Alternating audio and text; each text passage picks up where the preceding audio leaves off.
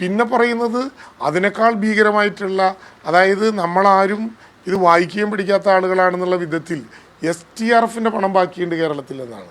STRF എന്താണ്?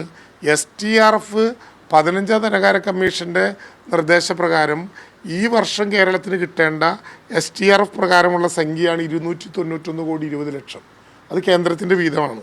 അതിലെ 96 കോടി 80 ലക്ഷം സംസ്ഥാന വിഹിതം കൂടി കൂട്ടിയാൽ 388 കോടി രൂപ ഇത്തവണത്തെ 15ാം ധനകാര്യ കമ്മീഷൻ്റെ നിർദ്ദേശപ്രകാരം STRFിൽ കേരളം കരുതേണ്ട സംഖ്യയാണ്. അതിൽ ആ സംഖ്യ എന്തിനാണ് എടുത്തുപയോഗിക്കാൻ പറ്റുക? മരണങ്ങൾ, അംഗവൈകല്യങ്ങൾ, കൃഷി നഷ്ടങ്ങൾ, അതുപോലെ തന്നെ വീടിൻ്റെ നഷ്ടങ്ങൾ, റോഡ് നിർമ്മാണം, STRFിൻ്റെ മാനദണ്ഡങ്ങളിൽ പെടുന്നതേയല്ല ചൂരൽമലയിൽ അധിക സഹായം. ഒരാൾ മരിച്ചാൽ 4 ലക്ഷം രൂപ, ഒരു വീട് പൂർണ്ണമായി തകർന്നാൽ 1 കോടി 30 ലക്ഷം രൂപ, ഒരു റോഡ് പൂർണ്ണമായി തകർന്നാൽ 1 കിലോമീറ്റർ 75,000 രൂപ, ഒരു വാഴ തകർന്നു വീണാൽ 6 രൂപ 20 പൈസ. ഈ മാനദണ്ഡങ്ങളിൽ എങ്ങനെയാണ് ചൂരൽമല നിൽക്കുക? അത് തിരുവനന്തപുരം മുതൽ കാസർഗോഡ് വരെ ഉപയോഗിക്കാൻ വേണ്ടി ഏതു ദുരന്തത്തിലും, പ്രത്യേകിച്ച് കേന്ദ്രത്തിൻ്റെ അനുവാദം ഇല്ലാതെ ആരോടും ചോദിക്കാതെ ഇവിടെ ഉപയോഗിക്കാനുള്ള സംഖ്യയാണ്. നീലേശ്വരത്തെ വെടിക്കെട്ടിൽ ദുരന്തം ഉണ്ടായപ്പോഴും നമ്മളെടുത്ത് ചെലവഴിച്ചത് STRFിൻ്റെ സംഖ്യയാണ്. അതിന് കേന്ദ്ര സംഘം വരണ്ട, പ്രധാനമന്ത്രി വരണ്ട, നൈസയെ കാണണ്ട, ഒന്നും ഉണ്ടാകണ്ട, കേരളത്തിൽ ഉപയോഗിക്കാം. പിന്നെ പറയുന്നത് 394 കോടി രൂപ കേരളത്തിലുണ്ട്. ഇതൊന്നും അറിയാത്ത ആളാണോ നിത്യാനന്ദ റായി എന്ന് എനിക്കറിയില്ല. അദ്ദേഹത്തെ ഞാൻ തന്നെ 3 തവണ പോയി കണ്ടിട്ടുണ്ട്.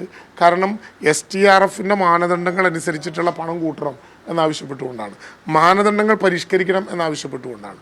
ഈ പണം കാലാകാലങ്ങളിൽ കിട്ടുന്നത് ഇപ്പോൾ ഓരോന്നിനും, ഇപ്പോൾ ഫ്ലഡ് റോഡിന് കഴിഞ്ഞ പ്രാവശ്യം 182 കോടി നമ്മൾ അനുവദിച്ചിട്ടുണ്ട്. ആ റോഡ് പൂർത്തീകരിച്ച് ബില്ലാകുമ്പോൾ ഈ പണത്തിൽ നിന്നാണ് എടുക്കേണ്ടത്. ലാപ്സ് ആവാതെ കണ്ടിന്യൂ ചെയ്യുന്ന പൈസയാണ് ദുരന്ത നിവാരണ ഘട്ടമായതുകൊണ്ട് STRF പൈസ. അപ്പോൾ ഇതൊന്നും ഒരു യാഥാർത്ഥ്യത്തിൽ നിരക്കുന്നതല്ല. ഇന്ന് എന്തു പറയുന്നു എന്ന് കേൾക്കാൻ താല്പര്യമുണ്ട്. അല്ല, സംസ്ഥാനം വളരെ ശക്തമായ ഒരു ജനാധിപത്യ സംസ്ഥാനത്ത്, ഒരു ഫെഡറൽ രാജ്യത്ത് കേരളം ഇപ്പോഴും പ്രതീക്ഷിക്കുന്നുണ്ട്. എന്തിനാണ് ആ പ്രതീക്ഷ എന്ന് ചോദിച്ചാൽ കേന്ദ്ര ഗവൺമെൻറ്റിനെ സഹായിക്കാനല്ല. ഇന്ന് കോടതിയിൽ എന്താണ് പറയുന്നത് എന്നറിയണം. ഈ കത്തിലും പിന്നെ കേന്ദ്ര ഗവൺമെൻറ്റിന് വേണ്ടി കേന്ദ്ര സഹമന്ത്രി പറയുന്നുണ്ട് IMCTയുടെ ഇൻ്റർ മിനിസ്റ്റീരിയൽ സെൻട്രൽ ടീമിൻ്റെ നിർദ്ദേശങ്ങൾക്കനുസരിച്ചിട്ട് പിന്നീട് പരിഗണിക്കാം. എന്താണ് പരിഗണിക്കുന്നതെന്ന് നോക്കാൻ കേരളത്തിന് താല്പര്യമുണ്ട്. ഒരു കാര്യം ഞാൻ ഉറപ്പിച്ച് പറയാം, കേന്ദ്രം സാധാരണ കാണിക്കുന്നത് പോലെ കേരളത്തിനോടുള്ള അവഗണന എത്ര ശക്തമായി കാണിക്കുകയും ചൂരൽമലയിലെ ദുരന്തബാധിതരെ ഇനിയും ആക്രമിക്കാൻ ശ്രമിക്കുന്നത് പോലെയുള്ള നയങ്ങൾ തീരുമാനിക്കുകയും ചെയ്താലും ലോകത്തെ മലയാളികളുടെയും മനുഷ്യസ്നേഹികളുടെയും സഹായത്തോടെ ചൂരൽമലയിൽ അവസാനത്തെ ദുരന്തബാധിതനെയും ചേർത്തു പിടിച്ച് കേരളത്തിലെ ഗവൺമെൻറ് മുന്നോട്ട് പോകും. ഒരാശങ്കയും ആ നാട്ടിലെ ജനങ്ങൾക്ക് ഉണ്ടാകേണ്ടതില്ല. അവരുടെ പ്രശ്നം അറിയുന്നവരിത് പറയില്ല. കാരണം കണ്ണീരോടെ ജീവിക്കുകയാണ്. ഓരോ കാറ്റ് വരുമ്പോഴും, ഓരോ ശബ്ദം കേൾക്കുമ്പോഴും, ഓരോ പ്രസ്താവനകൾ രാഷ്ട്രീയ പാർട്ടികൾ നടത്തുമ്പോഴും ഇതിൽ ഞങ്ങൾ വിട്ടുപോകുമോ എന്ന ഭീതിയോടെ കാണുന്നൊരു ജനങ്ങളുടെ മാനസികാവസ്ഥയ്ക്ക് തടസ്സം നിർത്താനാണ് ഈ കത്ത് ഉപകരിക്കുകയുള്ളൂ.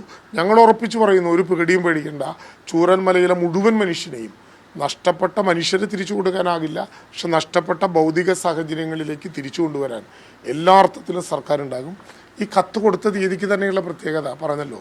13-ാം തീയതി വയനാട്ടിലെ ലോകസഭാ ഉപതെരഞ്ഞെടുപ്പിലെ അവസാനത്തെ ആളും പോളിംഗ് ബൂത്തിൽ വന്നു എന്ന് ഉറപ്പിച്ചതിന് ശേഷം 13-ന് തയ്യാറാക്കി 14-ന് കൊടുത്തൊരു കത്ത് യഥാർത്ഥത്തിൽ കേരളത്തിൻ്റെ ജനാധിപത്യ ബോധത്തോടും ഇന്ത്യൻ ഭരണഘടനയോടുമുള്ള വെല്ലുവിളിയാണ്.